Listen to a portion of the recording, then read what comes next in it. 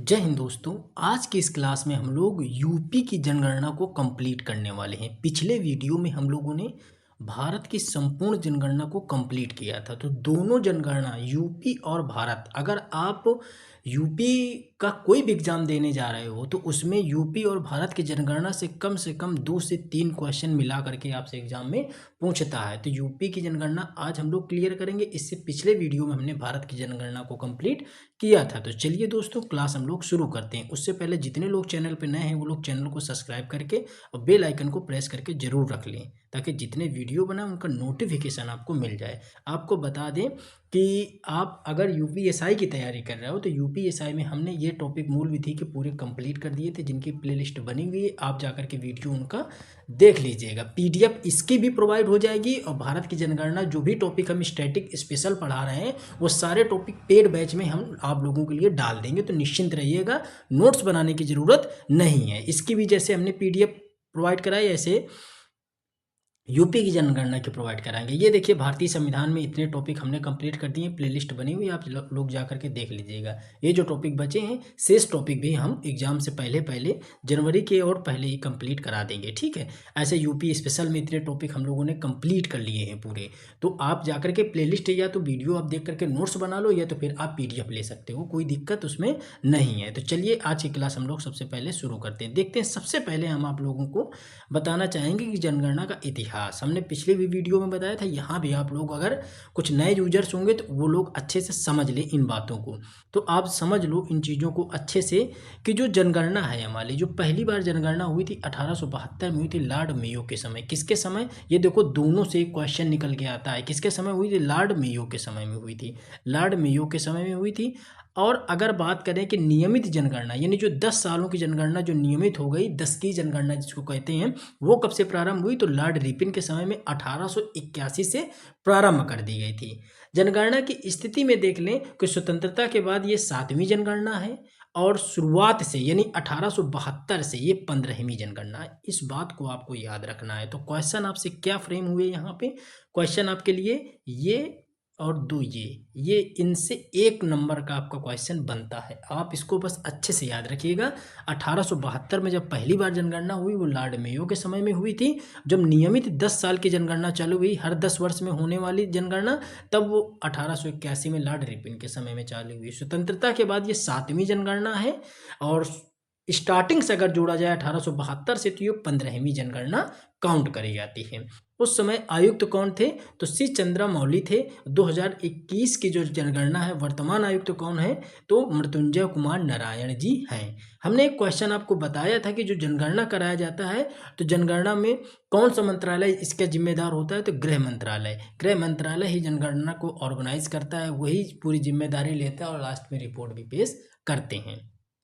जो 2021 की जनगणना हर 10 साल में होती है, तो ये 2011 की जनगणना है। 2011 की जनगणना ही आप लोगों को करवाई है। 2021 वाली जो अब 10 साल बाद 2021 में होनी चाहिए, लेकिन कोरोना के कारण वो जनगणना को स्थगित कर दिया गया था। अब इसकी जब रिपोर्ट आएगी तो आप लोगों को उसके बारे में भी जानकारी दी जाएगी। विश्व जनसंख्या दिवस कब मनाया जाता है? तो 11 जुलाई को मनाया जाता है। जो अभी आप लोगों का जो पेपर हुआ है दिल्ली पुलिस का, दिल्ली पुलिस में ये क्वेश्चन आपसे पूछा गया था डायरेक्ट। कब हुआ? 11 जुलाई को। संविधान में ये किस सूची का विषय है? तो 7वीं सूची में है। अब आप एक बात समझिए, 7वीं जो अनुसूची है उसमें 3 पार्ट है। संघ, राज्य और समवर्ती सूची के विषय सम्मिलित किए गए हैं। संघ सूची का मतलब है कि जहाँ पे केंद्र सरकार अपना कानून बनाएगी। राज्य सूची का मतलब है जहाँ पे राज्य सरकार अपना कानून बनाएगा। और समवर्ती सूची का मतलब ये है कि जहाँ दोनों सरकारें मिलकर के कानून बनाती हैं। तो जनगणना किस सूची में आता है? तो जनगणना संघ सूची में आता है। और किस मंत्रालय के अधीन आता है? तो गृह मंत्रालय के अधीन आता है। बिल्कुल आराम से जैसे आपको बता रहे हैं इसी तरीके से आप इन चीज़ों को समझने का प्रयास करेंगे तो आपको मज़ा भी आएगा, चीज़ें आप समझ भी पाओगे। इसमें हम प्रैक्टिस भी कराएंगे। प्रमुख अधिकारी कौन होता है? तो रजिस्ट्रार जनरल जनगणना आयुक्त होता है, जो इसका प्रमुख, जिसको आरजीआई कहते हैं, प्रमुख अधिकारी के तौर पे माना जाता है। नीति एनपीपी 2000 में इसकी लागू करी गई थी, ठीक है। ये बैच से रिलेटेड थोड़ी सी जानकारी आप लोग समझ लो। अगर आप यूपी होमगार्ड की तैयारी कर रहे हो तो यूपी होमगार्ड का बैच लॉन्च हो चुका है। बिल्कुल ऑफर में बैच चल रहा है, बहुत ही नॉमिनल फीस पे चल रहा है। तो जीएस रिव्यू नाम से हमारा एप्लीकेशन है, डिस्क्रिप्शन में कमेंट सेक्शन में लगा देंगे लिंक, वहाँ से जा करके आप बैच की डिटेल ले सकते हो। बिल्कुल जो हमने होमगार्ड का बैच चालू किया है। पूरा वो एक रैपिड क्रैश कोर्स है जो बहुत ही नॉमिनल फीस पे है। पूरी कंप्लीट जीएस आपको उसमें क्रैश कोर्स के तौर पे दी जाएगी। पूरा डायग्राम माइंड मैपिंग आधारित है वो, ठीक है। तो आप उसको ज्वाइन कर सकते हो। इसके अलावा अगर आप एसएससी जीडी का बैच देखना चाहेंगे तो एसएससी जीडी का भी बैच चल रहा है। कंप्लीट जीएसजी की आपको प्रोवाइड कराई जा रही है। अगर आप कांस्टेबल के लिए तैयारी कर रहे हो तो कांस्टेबल का भी बैच चालू है, और एसआई के लिए आप तैयारी कर रहे हो तो एसआई का बैच तो चल ही रहा है। वर्तमान में इसकी डेट भी आ गई है, ठीक है। तो यूपी स्पेशल आपको एसआई में मिल जाएगा, मूल विधि संविधान मिल जाएगा, सामान्य अध्ययन मिल जाएगा, सॉल्व पेपर मिल जाएंगे। इसके अलावा स्टैटिक भी आपको उपलब्ध हो जाएगा संपूर्ण बैच में। अगर आप सिर्फ मूल विधि चाहिए तो मूल विधि मिल जाएगा, मूल विधि पॉलिटी चाहिए तो मूल विधि पॉलिटी मिल जाएगा। किसी को कोई भी समस्या हो तो 87 26 36 25 33 ये आपको नंबर बताए दे रहे हैं। इस नंबर पे आप जानकारी ले सकते हैं किसी भी तरीके से। नंबर क्या है? 87 26 36 25 33 ये नंबर है, कॉन्टैक्ट नंबर। आप व्हाट्सअप करेंगे तो आपको डिटेल यहाँ पे उपलब्ध हो जाएगी, ठीक है। कमेंट सेक्शन में लिंक लगा देंगे, डिस्क्रिप्शन में लिंक लगा देंगे, टेलीग्राम का भी और एप्लीकेशन का भी। तो आप जा करके जो आपको ठीक लगे आप ज्वाइन कर सकते हैं। अगर आप नोट्स लेने की ज़रूरत नहीं है तो वीडियो देख करके आप आराम से नोट्स बना लो। नोट्स तो उन लोगों के लिए प्रोवाइड ज़्यादा कराया जाता है जो बच्चों के पास टाइम नहीं है या जॉब करते हैं या कोई अन्य समस्याएं हैं, तो वो लोग डायरेक्ट अपना नोट्स परचेज करके प्रिंट करा करके पढ़ते हैं, ठीक है। चलिए अब बात हम लोग करते हैं कुल जनसंख्या कितनी है। यूपी की कुल जनसंख्या कितनी है? तो 19,98,12,341 से लगभग 20 करोड़ के पास है, ठीक है। ये 2011 का डाटा है, 2011 का डाटा है। कुल जनसंख्या का कितने परसेंट है? तो 16.5%। अगर ये मान लें कि ये पूरा 100 है, 100 में इतना 16.5% हमारा यूपी कवर करता है, बाकी अन्य स्टेट यहाँ पे दिखाए जाते हैं। पुरुष में कितना है? तो 52% पुरुष हैं, और जिसमें महिलाएं कितनी है? 47% महिला हैं। आबादी पुरुष की कितनी है? 10,44,80,510 है। महिला की कितनी है? 9,53,31,831 है। ये 47% है महिलाएं। तो ये हमने यहाँ पे अच्छे से चीज़ों को समझा। अब हम लोग बात कर लेते हैं रैंकिंग की, कि अधिकतम संख्या और न्यूनतम संख्या। फर्स्ट नंबर पे पूरे यूपी में सबसे ज़्यादा जनसंख्या वाला जो जिला है वो कौन सा है? प्रयागराज, फिर है मुरादाबाद, फिर गाजियाबाद। न्यूनतम महोबा, चित्रकूट और हमीरपुर। आपको बिल्कुल इसी तरीके से डाटा तैयार करना है, ठीक है। चलिए अगला हम लोग देख लेते हैं शिशु लिंगानुपात। शिशु लिंगानुपात की जब बात हम लोग करते हैं तो कितने उम्र तक के बच्चों को इसमें ऐड करा जाता है, इस बात को आपको यहाँ पे फोकस करने की ज़रूरत है। तो इसमें 0 से 6 वर्ष के जो आयु के वर्ग के बच्चे होते हैं वो शिशु कहलाते हैं, और उन्हीं की गणना यहाँ पर करी गई है, ठीक है। तो कुल संख्या इतनी, इनको आप मोबाइल नंबर के तरीके से याद करा करो, 30 79 13 31 ऐसे याद किया करो। कुल परसेंटेज में कितना है? तो 15.41% है। बाल लिंगानुपात कितना है? तो 902 है। बाल लिंगानुपात कितना है? 902 है। यानी कि कहने का मतलब बाल लिंगानुपात 902/1000 1000 यानी कि प्रति 1000 लड़कों पे जो लड़कियां हैं वो कितनी हैं? 902 हैं। 902 हैं। कितनी हैं? 902 हैं। चलिए जनसंख्या वृद्धि दर की बात कर लें हम लोग, तो 10 की वृद्धि दर 2001 से 2011 के बीच में कितनी थी? 20.27% थी। कितनी थी? 20.27% थी। राज्यों में स्थान 14वां है। वार्षिक वृद्धि दर 1.85% है। इससे भी कहीं ज़्यादा इंपॉर्टेंट क्वेश्चन, ये लास्ट के 2 क्वेश्चन आपके लिए हो जाते हैं कि सर्वाधिक 10 की वृद्धि दर कब नोटिस करी गई?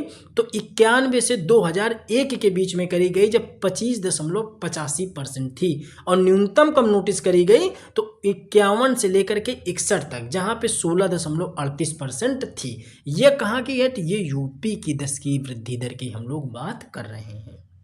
चलिए सर्वाधिक 10 की वृद्धि दर कहाँ पे दर्ज करी गई? तो गौतम बुद्ध नगर, फिर गाजियाबाद में। और न्यूनतम की बात करें तो कानपुर नगर और हमीरपुर में। न्यूनतम में कानपुर नगर और हमीरपुर है। चलिए आप लोगों के डाटा अच्छे से समझ में भी आ रहा होगा, ये हम उम्मीद कर सकते हैं आप लोगों से। तो बिल्कुल जैसे आपको बता रहे हैं, बस आप इसी विश्वास के साथ जुड़े रहिएगा। भरोसा अगर किया है तो भरोसा टूटेगा नहीं, ये हमारा आप लोगों से भी वादा है। तो आप निश्चिंत होकर के, जिस तरीके से आप लोगों को बता रहे हैं, आप निश्चिंत होकर के बिल्कुल उसी तरीके से बिल्कुल आपको पढ़ना है। चलिए आगे हम लोग देख लेते हैं परिभाषा जनघनत्व को। जनघनत्व को समझते हैं। तो जनघनत्व क्या होता है? तो प्रति वर्ग किलोमीटर में रहने वाले लोगों की संख्या जनघनत्व के हिसाब से मापी जाती है। भारत का जो टोटल जनघनत्व था 382 था। यूपी का कितना है? 829 है। दोनों को हमने इसलिए लिखा है कि अगर आपने भारत की जनगणना पढ़ी होगी तो दिमाग में चीज़ें आई होंगी कि हम लोग कंपैरिजन में उन चीज़ों को, तुलनात्मक तौर पर उन चीज़ों को देखते हुए इस टॉपिक को कंप्लीट कर रहे हैं। तो भारत की कितनी थी? 382 और यूपी की कितनी है? 829 है। राज्यों में कौन सा स्थान है? तो चौथा स्थान है। सर्वाधिक जनघनत्व किसका है? तो गाजियाबाद का है, फिर वाराणसी का है, फिर लखनऊ का है। न्यूनतम ललितपुर का है, फिर सोनभद्र का है, फिर हमीरपुर का है। तो ये डाटा आपको अच्छे से तैयार करना है। चलिए आगे हम लोग देख लेते हैं लिंगानुपात के बारे में, यानी सेक्स रेशियो क्या है। तो सेक्स रेशियो के बारे में देखते हैं। तो सेक्स रेशियो में प्रति 1000 पुरुषों पे महिलाओं की संख्या को हम लोग सेक्स रेशियो कहते हैं, लिंगानुपात कहते हैं। जैसे हमने ऊपर आपको बताया था बाल लिंगानुपात, ठीक उसी तरीके से है लिंगानुपात। तो भारत का लिंगानुपात कितना है? 943, यानी कि भारत में 943 महिलाओं पे 1000 पुरुष हैं। 1000 पुरुष हैं। उसी तरीके से यूपी में 912 महिलाओं पे कितने पुरुष हैं? 1000। 1000 पुरुषों पे कितनी महिलाएं हैं? 912 महिलाएं हैं। और पूरे भारत में 1000 पुरुषों पे 943 महिलाएं हैं। राज्यों में स्थान इसका कौन सा है? तो 26वां है। सर्वाधिक कहाँ पे है?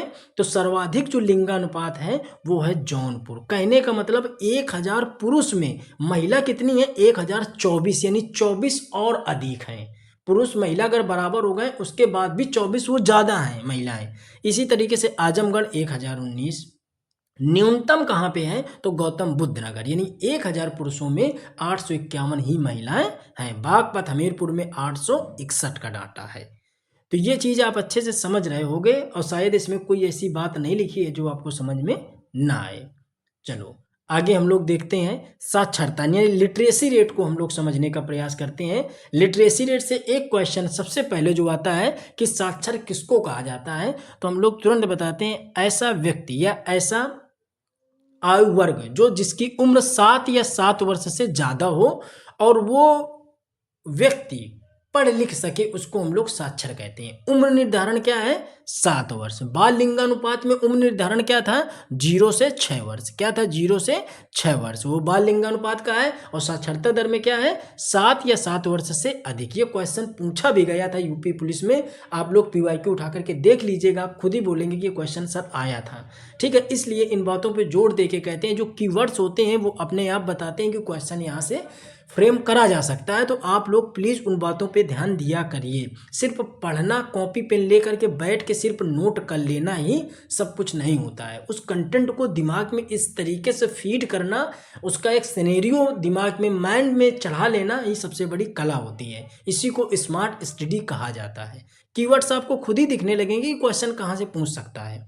चलिए साक्षरता दर की बात करें तो भारत की टोटल साक्षरता थी 74.4 और यूपी की कितनी है? 67.72। यूपी की कितनी है? 67.72। राज्यों में 29वां स्थान है। पुरुष साक्षरता 77.3 है, महिला साक्षरता 57.2 है। अब यहाँ पे हमें समझने की बात ये है, हमने कहा भारत की टोटल साक्षरता दर कितनी थी? 74.4। अब यहाँ पे यूपी की कितनी है? 67.72। यूपी में मेल वाली कितनी है? तो मेल वाली आपको याद रखनी है कि मेल है सर 77.3। और अगर फीमेल की बात करें कि फीमेल का कितना है, तो आप बताएंगे सर 57.2 है। ये किसका है? फीमेल का है। 57.2% है फीमेल का। टोटल कितना है? तो 67.72 है सर। बिल्कुल आसानी से आप इसको याद कर पाएंगे। ग्रामीण साक्षरता दर कितनी है? तो 65.5 है। और नगरीय कितनी है? तो 75.1 है। इस चीज़ को आप खुद ही समझ सकते हो कि गांव में ज़्यादातर अब पढ़ाई का स्कोप थोड़ा सा बढ़ा है, लेकिन पहले और देखा जाए पिछले 10 सालों में पढ़ाई का स्कोप उतना ज़्यादा नहीं था। तो साक्षरता दर गाँव की वैसे भी कम होगी। और शहरों में तो ज़्यादातर लोग इसलिए भी पलायन शहरों की तरफ करते हैं क्योंकि वहाँ पे एजुकेशन, हेल्थ वगैरह, ये सब सारी चीज़ें, सुविधाएं वगैरह व्यक्ति को अच्छी मिलती हैं, तो लोग शहरों की तरफ पलायन करते हैं। तो जाहिर सी बात है कि शहरों की जो लिटरेसी रेट होगी वो क्या होगी? हाई होगी ग्रामीणों की अपेक्षा। ये चीज़ तो कॉमन सेंस की है, तो आप इस चीज़ों को अच्छे से समझ भी सकते हैं। आप लोग कमेंट करके बताया करिए कि चीज़ें सर समझ में आती हैं या आपके नहीं आती हैं, फिर और उसके लिए और सरल चीज़ों से आपके सामने इन चीज़ों को प्रदर्शित करने का प्रयास किया जाए। आप लोग ये ज़रूर बता दिया करिए। चलिए अब देखते हैं सर्वाधिक साक्षरता दर वाले जिले कौन से हैं। तो गौतम बुद्ध नगर में 80.12% है, फिर कानपुर आता है, फिर औरैया आता है। न्यूनतम में श्रावस्ती देखो 46% ही लोग वहाँ पे साक्षर हैं। अब आप इस चीज़ से अनुमान लगा सकते हैं कि अभी भी भारत साक्षरता से कितना, पढ़ाई लिखाई से कितना पीछे है। ठीक है, तो श्रावस्ती में 46.74% है, बहराइच फिर है बलरामपुर। ठीक है, लिंग आधारित जिला साक्षरता में देखा जाए तो सर्वाधिक पुरुष कहाँ पे साक्षर हैं, तो गौतम बुद्ध नगर में है। और न्यूनतम पुरुष कहाँ साक्षर है, श्रावस्ती में है। और सर्वाधिक महिला कहाँ साक्षर है, तो कानपुर नगर में। न्यूनतम कहाँ पे है, श्रावस्ती में। तो यहाँ से एक चीज हम लोग पकड़ सकते हैं कि न्यूनतम साक्षरता की जब बात करते हैं तो श्रावस्ती आता है। ये श्रावस्ती मेल और फीमेल दोनों में पीछे है, याद रखिएगा। यहाँ पे मेल फीमेल दोनों में ये पीछे है। और गौतम बुद्ध नगर में एक बात आप याद रखिएगा, जब हमारी आती है कि सर्वाधिक साक्षर जिला में तो गौतम बुद्ध नगर आता है। इसमें से मेल में तो गौतम बुद्ध नगर है ही, लेकिन ये जब फीमेल की बात आती है, फीमेल, तो यहाँ पे कानपुर नगर आ जाता है। कानपुर नगर आ जाता है। जब आप लोग अगर नोट्स बनाते हो तो जैसे हम लिखते हैं ना, इस तरीके फ्रेम में आप लिखा करो, तो आप लोगों को आसान हो जाएगा चीज़ें याद करने में। ठीक है, चलिए आगे हम लोग देखते हैं ग्रामीण एवं नगरी यानी शहरी जनसंख्या के बारे में हम लोग थोड़ी सी यहाँ पे बात करते हैं। देखते हैं ग्रामीण जनसंख्या कितनी है हमारी, 77.7% है। ग्रामीण आबादी कितनी है, तो इसको हमने कहा था मोबाइल नंबर के हिसाब से याद करना, 15 53 17 278 ऐसे याद करना। लगभग 15.5 करोड़ के इर्द गिर्द है हमारी ग्रामीण आबादी। और शहरी आबादी मात्र 22.3%, यानी कि 4.5 करोड़ के इर्द गिर्द है हमारी कितनी, शहरी आबादी। लेकिन आप देख रहे हो शहर में कम लोग हैं लेकिन ज़्यादा उनका लिटरेसी रेट हाई है। हमने बताया सुख सुविधाओं का ही मामला है यहाँ पे। सर्वाधिक शहरी जनसंख्या वाला जिला कौन सा है, गाजियाबाद। और ग्रामीण जनसंख्या वाला जिला कौन सा है, इलाहाबाद यानी प्रयागराज। ठीक है, तो ये चीज़ आप अच्छे से यहाँ पे देख सकते हो। तो अब हमने यहाँ पे क्या क्या मोटी मोटी बात हमने क्या समझी कि ग्रामीण जनसंख्या कितनी है, 77.3% है। और शहरी कितनी है, 22% है। सबसे ज़्यादा जो जनसंख्या वाला अगर बात करें शहरी तो गाजियाबाद है, और ग्रामीण की बात करें जनसंख्या वाला तो प्रयागराज है। ग्रामीण की बात करें तो प्रयागराज है। तो यहाँ पे हम लोग सीधे सीधे लिख सकते हैं कि ये इसमें आ जाएगा प्रयागराज। इसमें आ जाएगा प्रयागराज, किसमें, ग्रामीण जनसंख्या में सर्वाधिक। और शहरी में किसमें आ जाएगा, शहरी में आ जाएगा हमारा गाजियाबाद। गाजियाबाद। तो इस तरीके से भी हम इन चीज़ों को अच्छे से समझ सकते हैं। चलिए आगे हम लोग देखते हैं। ये हमारा टॉपिक था जो पूरा यूपी का कंप्लीट हो चुका है। ठीक है, ये पूरा कंप्लीट हो गया। आप अच्छे से इन चीज़ों को नोट कर लेना। कोई दिक्कत हो, हमने नंबर आपका छोड़ रखा है 87 26 36 25 33। ठीक है, इसमें आप व्हाट्सअप कर सकते हैं, पूछ सकते हैं अपनी कोई भी क्वेरीज हैं, आप बैच से रिलेटेड पूछ सकते हैं। बैच से भी हमने जानकारी दे दी आप लोगों को। अब हम लोग देखते हैं यहाँ पे कि जो हमने पढ़ा क्वेश्चन किस तरीके से फ्रेम हुए थे। ये हमारे PYQ भी हैं, तो इनको हम लोग देखने वाले हैं। चलिए हम लोग देखते हैं। सबसे पहले हम लोग देखते हैं यहाँ पे सर्वाधिक जो जनगणना 2011 के अनुसार उत्तर प्रदेश की कुल साक्षरता दर कितनी थी। तो उत्तर प्रदेश की बताइए कुल साक्षरता दर कितनी थी। हमने आपको अभी ये बात ऊपर बताई, कुल साक्षरता दर कितनी थी उत्तर प्रदेश की। आपने ऊपर ये चीज़ें नोटिस करी कि क्या थी। तो उत्तर प्रदेश की बताइए कि क्या थी। तो हमने बताया जो 74.4% थी, ये थी किसकी, पूरी भारत की थी। किसकी थी, पूरी भारत की। उत्तर प्रदेश की कितनी थी, 67.72। इसमें भी हमने आपको एक चीज़ें बताई थी ये कि इसमें भी जो मेल है 67 और फीमेल है, तो मेल और फीमेल, मेल कितना है तो 77.3% और फीमेल कितना है तो 57.2%। ये है लिटरेसी रेट। ठीक है, ये हमने बताया था आपको किसके लिए, ये बताया था हमने कि ओवरऑल जो औसत साक्षरता दर है वो उत्तर प्रदेश में कितनी है, 67.72। चलिए अगला क्वेश्चन, उत्तर प्रदेश का वह जिला कौन सा है जहां 10 की जनसंख्या वृद्धि दर सर्वाधिक देखी गई? 10 की जनसंख्या दर सर्वाधिक देखी गई, बताइए कौन सा है? तो आपके पास जो ऑप्शन दिए गए हैं वो है गाजियाबाद, प्रयागराज, कानपुर या गौतम बुद्ध नगर। तो बताइए कौन सा है? तो हमने आपको ऊपर बताया है कि गौतम बुद्ध नगर है जो सबसे ज्यादा 10 की वृद्धि जनसंख्या में आगे है। चलिए आगे हम लोग देखते हैं 2011 के जनगणना के अनुसार उत्तर प्रदेश का जनघनत्व क्या था?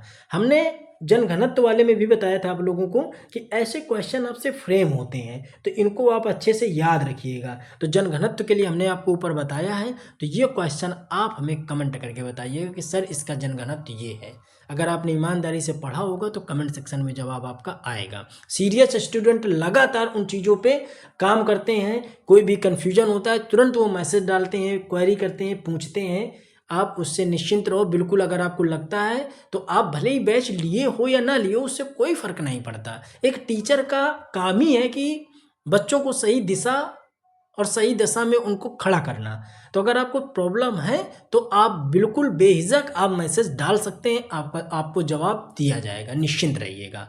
ठीक है, चलिए अगला ये क्वेश्चन आप लोग जवाब दीजिएगा। अगला क्वेश्चन है उत्तर प्रदेश में न्यूनतम जनघनत्व वाला जिला कौन सा है? तो न्यूनतम जनघनत्व वाला जिला बताइए कि न्यूनतम जनघनत्व वाला जिला कौन सा है? तो इसका जवाब है ललितपुर। हमने आपको बताया था कौन सा है, ललितपुर। ललितपुर। चलिए जनगणना किस सूची का विषय है? तो आपको हमने बताई सूची में 7वीं जब हम लोग सूची पढ़ते हैं उसमें 3 विषय पढ़ते हैं हम लोग। पहला है संघ, दूसरा है राज्य, तीसरा है समवर्ती। तीसरा है क्या? समवर्ती। हमने बताया था संघ सूची में क्या होता है कि केंद्र सरकार कानून बनाती है, राज्य में राज्य सरकार, और समवर्ती में दोनों सरकारें मिलजुल करके कानून बनाती हैं। और संघ सूची के अंतर्गत जनगणना आती है और जनगणना कौन मंत्रालय कराता है? तो गृह मंत्रालय कराता है। चलिए तो इसका सही जवाब है संघ सूची।